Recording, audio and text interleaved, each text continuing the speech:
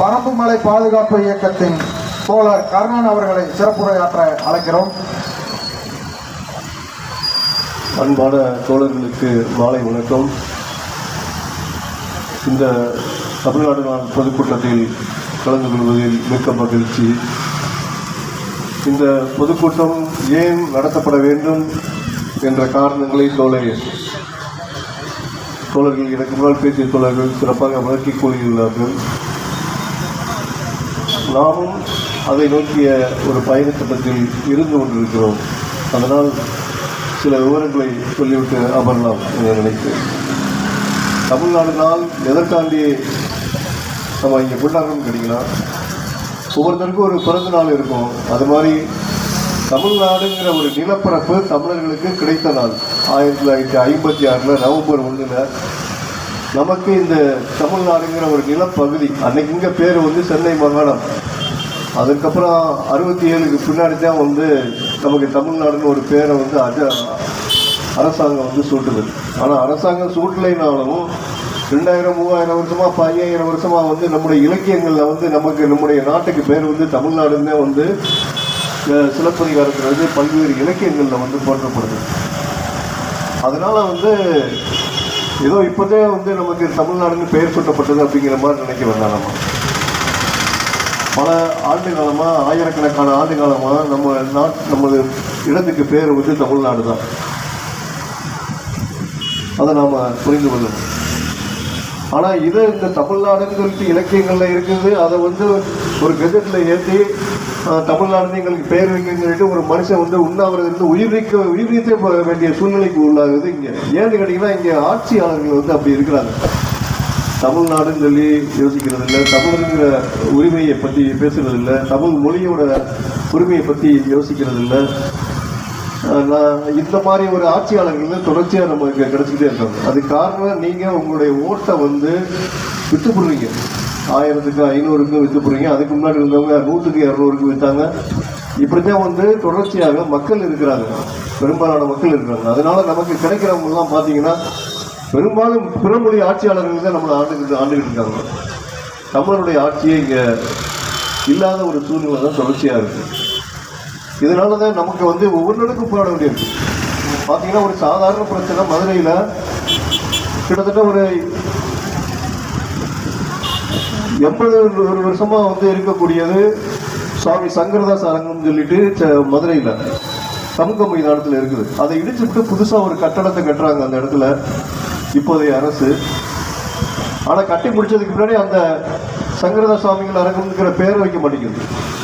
அதுக்கு தெலுங்கர்கள் என்ன பேர் போராடுறாங்க, ராணி மங்கம்மா அரங்கம் சொல்லிட்டு பேர் வைக்கணும் அப்படின்னு சொல்லிட்டு அங்கே போராடுறாங்க. அதுக்கு ஆதரவாக இருக்குது இந்த அரசாங்கம். ஏற்கனவே இருந்த பேரை சூட்டுறா அப்படின்னு சொல்லிட்டு நம்ம போராட வேண்டியிருக்கு, பல போராட்டங்கள் நடத்த வேண்டியிருக்கு. இதுதான் நம்முடைய நிலைமை. ஒரு தமிழனுடைய பேரை வைக்கிறதுக்கு அவ்வளோ யோசிக்குது இந்த அரசாங்கம். இதே மாதிரி தான் ஒன்னொன்றுக்கும் பாண்டியன் நெடுஞ்செழியனுடைய பேரை வைக்கணும் அப்படின்னு சொல்லி ஜல்லிக்கட்டு அரங்கத்துக்கு நாங்கள் சொல்கிறோம். ஆனால் கலைஞருடைய பேரை கொண்டு கொண்டு வைக்கிறாங்க. கலைஞருக்கு ஜல்லிக்கட்டுக்கு எந்த சம்மந்தமுனே தெரியல. போராடுற எத்தனையோ தோழர்கள் இருக்கிறாங்க. எல்லாருடைய நோக்கமும் ஒரு பாண்டிய மன்னனுடைய பேர் வைக்கணும், மதுரை பக்கத்தில் அலங்காநல்லூரில் அப்படின்னு சொல்லிட்டு ஒரு கோரிக்கையை நம்ம சொல்கிறோம். ஆனால் அதை அரசு கண்டுக்கிறதே இல்லை. அப்படிதான் இந்த அரசு இருக்குது. அதே மாதிரி பார்த்தீங்கன்னா, மதுரையில் மதுரைனாவே பாண்டிய நாடு. அதனுடைய சின்னம் மீன் சின்னம். ரயில்வே சந்திப்புக்கு முன்னாடி மீன் சின்னம் இருந்த ஒரு சிலை இருந்தது. அந்த சிலையை ஒரு அந்த இடத்த டெவலப் பண்ணுறோம் அப்படிங்கிற பேரில் இடிச்சு போடுறாங்க. இடிச்சுட்டு திருப்பி வைக்க சொன்னால் வைக்க மாட்டேங்கிறாங்க. இன்றைக்கி வரை வைக்க முடியல. ஏன்னு கேட்டால் இன்றைக்கி போக்குவரத்து இடையூறாக இருக்கும் ஒரு. ஆனால் கலைஞர் சிலையை உடனே நோட்டில் வைக்கிறாங்க. மீன் சின்ன சிலையை வைக்கிறதுக்கு அனுமதி இல்லாமல் வைக்கவும் மாட்டேங்கிறாங்க. இதுவரை இப்படி ஒரு பார்த்தீங்கன்னா தொடர்ச்சியாக மதுரையில் இது மாதிரி வேலைகள் தொடர்ச்சியாக நடந்துகிட்டே இருக்குது. ஒன்றுக்கும் போராட வேண்டிய சூழ்நிலை தான் நாம் இருக்கிறோம். இது ஏன் அப்படின்னு கேட்டிங்கன்னா, இங்கே ஒரு உருப்படியான ஒரு தமிழருடைய ஆட்சி இங்கே இல்லை. அதுதான். அப்படி இருந்தால் நிச்சயம் இது மாதிரிலாம் நடக்காது. நமக்கு ஒரு சின்ன சின்ன விஷயத்துக்கெல்லாம் நம்ம போராட வேண்டியிருக்கு. தமிழில் படிப்பதற்கு வேலை வாய்ப்பு உறுதி செய்யுங்க அப்படின்னு சொன்னால் அதுவும் நடக்க மாட்டேங்குது. முதல்ல 75 வருஷம் ஆச்சு நம்ம சுதந்திரம் பெற்று. எதுக்காண்டி சுதந்திரம் பெற்றோம்? நாம வந்து இங்கிலீஷை படிக்கிறதுக்கா சுதந்திரம் பெற்றோம், அல்லது இந்திய படிப்பதற்கா, அல்லது சமஸ்கிருதத்தை படிப்பதற்கா நம்ம சுதந்திரம் பெற்றோம்? மொழிவாரி மாநிலங்கள் எதற்காண்டி அமைக்கப்பட்டது? இந்த மாதிரி வேற மொழிகளெல்லாம் படிக்கிறதுக்கா நமக்கு மொழிவாரி மாநிலங்கள் அமைக்கப்பட்டது? என்ன நோக்கத்துக்காண்டி நம்முடைய முன்னோர்கள் போராடினாங்க? இந்தியையும் இங்கிலீஷையும் படிப்பதற்காக நமது முன்னோர்கள் போராடினாங்க. வாவுசியும் புத்ராமலிங்க தேவரும் இன்னும் பிற அதற்கு முன்னாடி ராணி வேலுநாச்சியார், வெறும் மருசவர்கள், சிந்தமலை போன்ற மன்னர்கள்லாம் போராடி இருக்காங்க. அவங்களாம் எதென்ன நோக்கத்திற்காண்டி போராடுறாங்க? அவங்க தன்னுடைய மண்ணின் விடுதலைக்காண்டி போராடினாங்க. ஆனா வாவுசி எதற்காண்டி போராடி இருக்காரு? இந்த தமிழர்களுடைய நிலத்துக்காண்டி, இதனுடைய விடுதலைக்காண்டி போராடினாங்க. அது எப்படி இந்தியாங்கிற ஒரு நிலப்பரப்பு தானே எனக்கு இருந்துச்சு, நீங்க எப்படி தமிழர்களுடைய தமிழ்நாடுன்னு சொல்லலாம் அப்படிங்கிற மாதிரி ஒரு கேள்வி நீங்க கேட்கலாம்.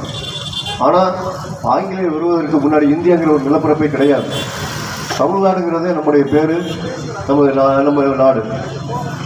ஆனா காந்தி வந்து நம்ம காங்கிரஸ் கட்சியுடைய தலைவராக வர்றதுக்கு முன்னாடி மொழிவாரி மாநிலங்கள் அமைக்கணும், அதற்கு காங்கிரஸ் கட்சி உடன்படணும், அப்பதான் நான் அந்த தலைவர் பதவிக்கே வருவேன்.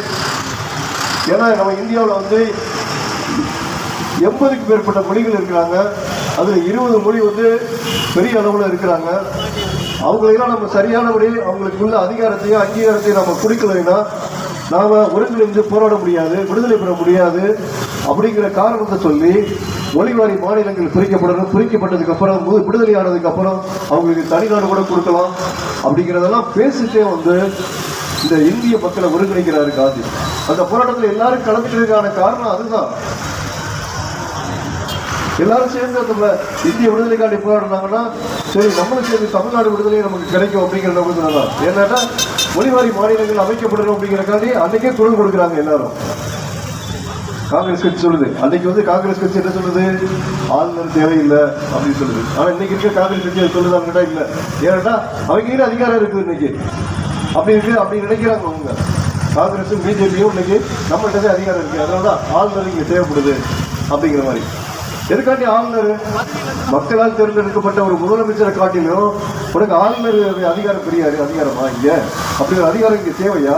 அப்போ மக்களுடைய அதிகாரமும் மக்களுடைய ஆட்சியும் என்ன ஆகுறது? காலில் போட்டு மிதிக்கிறதே என்னுடைய வேலையா? அப்படித்தான் இந்தியா இன்னைக்கு இருக்குது. இந்த சூழ்நிலையிலிருந்து நாம விடுபடணும். ஒரு குறைஞ்சபட்ச உரிமை கூட நம்ம மாணவர்களுக்கு இன்னைக்கு வரை கிடைக்கல. அதாவது ஒவ்வொருத்தரும் படிக்கிறது அவருடைய தாய்மொழியில படிச்சா மட்டும்தான் அறிவு ஏற்படும். 75 வருஷம் ஆச்சு இந்தியா சுதந்திரம் அடைஞ்சு. ஆனா அறிவியல்ங்கிறது ஒரு ஆயுதமாக கருதப்படுது. ஒவ்வொரு நாட்டிலையும் அறிவியலை புரிந்து கொள்பவன், அறிவியலை படிப்பவன் அதை ஆயுதமாக பயன்படுத்தலாம் அப்படிங்கிறாங்க. அப்படின்னா என்ன அர்த்தம்? அறிவியலை படித்தா பெரிய அறிவாளிகள் உற்பத்தி ஆவாங்க. பெரிய அறிவாளிகள் உற்பத்தி பண்ணா அந்த நாட்டோட மோதுறது எந்த ஒரு நாட்டாலே முடியாது. அப்படிப்பட்ட ஒரு சூழ்நிலை நம்ம நாட்டிலே இளைஞர்களுக்கு அது கிடைக்கும். ஏன்னா எல்லாரும் பிறகு அத்தனை பேரும் பெரிய அறிவாளியா வருவாங்க. அந்த அறிவியலை வந்து தாய்மொழியில கொடுக்காம யாரும் புரிந்து கொள்ள முடியும், புரிந்து கொண்டு படிக்க முடியாது. அதுதான் உண்மை. தாய்மொழியில புரிந்து கொண்டு படிக்கக்கூடிய நாடுகள் மட்டும்தான் உலக அளவில் வளர்ச்சி அடையுது. வளர்ச்சி அடைந்த அத்தனை நாடுகள்லையும் பாருங்க, ஜெர்மனி எடுத்துக்கோங்க, ஜப்பான் எடுத்துக்கோங்க, சைனா எடுத்துக்கோங்க, கொரியா எடுத்துக்கோங்க, ரஷ்யா எடுத்துக்கோங்க, அமெரிக்கா எடுத்துக்கோங்க, பிரான்ஸ் எடுத்துக்கோங்க. இப்படி எந்த நாடு எடுத்துட்டாலும் சரி அவன் தாய்மொழியில தான் படிக்கிறான், இங்கிலீஷ்ல ஒன்றும் படிக்க கிடையாது. இப்படி அவன் தாய்மொழியில படிக்கிற நாடுகளா இந்த நாடுகள்லாம் உலக வளர்ச்சி பாதையில போய்கிட்டு இருக்கு. நம்ம தாய்மொழியில படிக்காதனாலதான் நம்முடைய மாணவர்கள் பின்தங்கிக்கிட்டே இருக்காங்க. ஒரு கண்டுபிடிப்பு இங்கே கிடையாது. வளர்ச்சியை நோக்கிய பயணமே இந்தியாவில் கிடையாது. எவனோ ஒருத்தர் கண்டுபிடிப்பான், அதை நாம வந்து எடுத்துக்கிட்டு போய்கிட்டு இருக்கணும். அப்படித்தான் நம்மளை வந்து வச்சிருக்கிறாங்க. நம்ம வந்து எதற்காண்டி நம்ம வந்து சுதந்திரம் பெற்றவங்க கேட்டா நமது மொழியின் ஆதிக்கமும் நம்முடைய ஆதிக்கமும் நமது மண்ணில் இருக்கணும் அப்படிங்கிறக்காக நாம விடுதலை பெற்றோம். அது இன்று வரை நடக்கல. அதற்கு நடப்பதற்கென்றால் தமிழ்நாடு விடுதலைதான் தீர்வு என்று எமது முன்னோர்கள் எங்களுக்கு சொல்லிக் கொடுக்கிறார்கள். தமிழரசன் அதை சொல்லிட்டு போயிருக்கிறார். கலிபெருமாள் ஐயா அதை சொல்லியிருக்கார். கலிபெருமாள் ஐயாவுடைய 100 இந்த வருஷம். அவர் இந்த மண்ணின் விடுதலை காண்டியும், மக்களுடைய விடுதலை காண்டியும், வர்க்க விடுதலை காண்டியும் தொடர்ச்சியாக போராடிட்டு வந்தவர். அதற்காண்டி அவருடைய குடும்பமே பல ஆண்டுகள் சிறையில் இருந்திருக்காங்க. தூக்கு மேடைக்கு வரைக்கும் போயிருக்கிறாரு கலிபெருமாள் ஐயா. அப்ப கூட இந்த அரசாங்கத்தில் மன்னிப்பு கேட்டு நான் விடுதலை அடைய வேண்டிய அவசியம் இல்லை, என்னை தூக்கில் போட்டாலும் பரவாயில்ல, ஏன்னா நான் இந்த மக்களுக்காண்டி போராடுனேன் அப்படின்னு சொன்னவர். சிறையில் அவ்வளவு குடும்பப்படுத்தப்பட்டவரோட தன்னுடைய மகன் அடிச்சு தன் கண்ணு முன்னாடி அடிச்சு கொள்ற சூழ்நிலையில் இருந்தார். அவரு போய் சொல்றாங்க, ஐயா அவங்க பையன் வல்லூர் இறந்து போயிட்டாரு அப்படின்னு சொல்லும் போது அவர் அங்கே வீர வணக்கம் செலுத்துறாரு சிறையில். என் மையன் இந்த மக்களுடைய விடுதலைக்காண்டி இருந்துட்டான், அது பெருமை அளிக்கிறேன், அவருக்கு வீர வணக்கம் செலுத்துறேன் அப்படின்னு சொல்றாரு கிளிவருமலையா. அப்படிப்பட்ட ஒரு புரட்சியாளர்களை எல்லாம் உருவான இந்த பூமியில நாம் எப்படி வேடிக்கை பார்க்கிற சமூகமாக இங்கே இருக்கிறோம். இதை நம்ம கடந்து நமது மக்களுடைய விடுதலையை நாம் முன்னெடுக்க வேண்டும். அதற்கான ஒரு நாளாக இந்த தமிழ்நாடு நாளை நாம தொடர்ச்சியாக கொண்டாடுவோம் என்று கேட்டுக்கொண்டு விடைபெறுகிறேன். நன்றி, வணக்கம். தோழர் அவர்களுக்கு நன்றி.